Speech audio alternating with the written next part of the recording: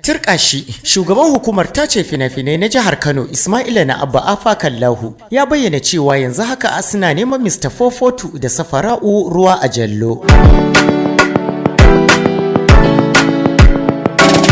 An ɗora wannan rahoto ne a shafin Datta As-Salafi, inda yake cewa labarin gaskiya ne amma ba su arce daga Kano ba. Na ga wani labari da aka yada a jaridar Rariya cewa shugaban hukumar tace fina-finai na jihar Kano Ismaila na Abba Afakallahu ya bayyana cewa yanzu haka suna neman Mr. 442 da Safara'u Ruwa a Jallo. To ban yi ƙasa a gwiwa ba, na sa wani amini na da na san yana da kusanci da shugaban hukumar tace fina-finan ya mun bincike don tabbatar da sahihancin labari, kuma sakamakon bincike ya tabbatar da gaskiyar labarin. Ana neman su, za a kama su yanzu haka.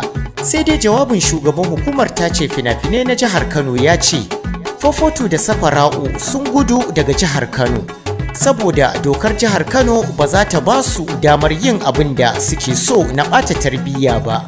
A rahoton jaridar Rariya kenan. Rubutun da na yi ɗazu akan waɗannan bayan Allah ya yi tasiri sosai. Abu biyu ne aka fi mayar da hankali a kai, wai ba sa zama a Kano, kuma wai 442 bai yi garkuwa da Safara'u ba. To batun cewa ba sa Kano ba gaskiya ba ne. Na rantse da girman Allah, shekaran jiya wani abokina a masana'antar Hausa Fim ya ga 442 da daddare a wani hotel da ke cikin birnin Kano. Wato da jimawa 442 ya san cewa Hisba za su iya kama shi, don haka sai ya shiga yin basaja yana ɓadda sawu tare da wofantar da hankalin mutane, yana cewa shi ya ma koma Abuja da zama. Alhali wallahi ƙarya ne, zamansa ya fi yawa a Kano amma a ɓoye. Ya jima a Abuja, kwana biyu ya dawo Kano, yanzu haka ma ya ɗauko. Sannan batun garkuwa da Safara'u da na faɗi haka ne tabbas. Ina da dalilai na da za su tabbatar da wannan mugun halitta ya yi garkuwa da Safara'u ta hanyar yaudara. Ya cutar da ita ta hanyar koya mata shan miyagun ƙwayoyi. Ya take mata hakkinta, sannan ya ci zarafinta.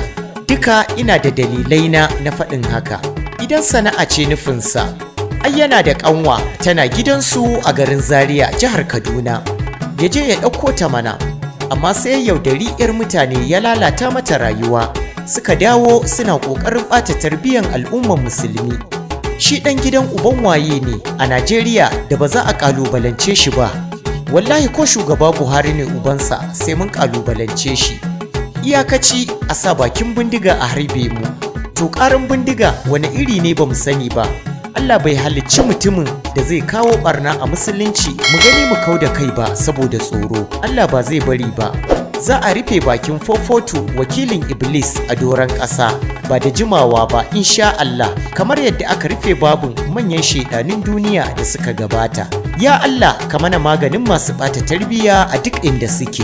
Amin summa amin. Masu kallon mu da sauraron mu, ku rika ajiye mana a sakon rubutu a ƙasan wannan bidiyo. Ma'ana ku rika ajiye mana comment ɗinku. Hakan shi zai tabbatar mana da cewa labaran da muke kawo muku yana gamsar da ku. Illahirin ma'aikatan kundin Hausa TV muna masu mika godiya a gare ku domin kasancewa masu sauraron labaru da al'amuran yau da kullum da kundin Hausa TV take sanya muku a koda yaushe. Ku kasance da kundin Hausa TV domin ita kundin Hausa TV ta ku ce baki ɗaya. Kada ku manta ku yi mana subscribe kana ku danna ƙararrawa a kundin Hausa TV. Mun gode.